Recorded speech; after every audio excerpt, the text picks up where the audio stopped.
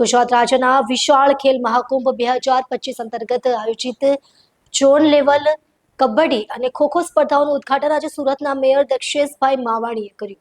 યુવા પ્રતિભાને પ્રોત્સાહન આપવાના ઉદ્દેશ્યથી આયોજિત આ મેગા ખેલ કાર્યક્રમમાં શહેરના વિવિધ ઝોનમાંથી આવેલી ટીમોએ ભાગ લીધો છે.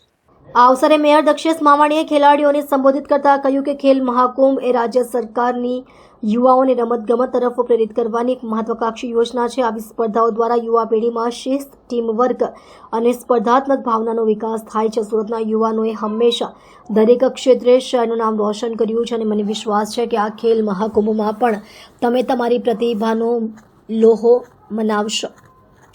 તેમણે આયોજક સમિતિ અને રમતગમતના અધિકારીઓની પણ પ્રશંસા કરી, જેમણે આ કાર્યક્રમને સફળ બનાવવા માટે ઉત્તમ વ્યવસ્થા કરી હતી. આ સ્પર્ધાઓ દ્વારા પસંદગી પામેલ ખેલાડીઓ જિલ્લા સ્તર અને ત્યારબાદ રાજ્ય સ્તરની સ્પર્ધાઓમાં ભાગ લેશે. ઉદ્ઘાટન સમારોહના અવસરે શહેરના વિવિધ વર્ગના મહાનુભાવો ઉપસ્થિત રહ્યા હતા.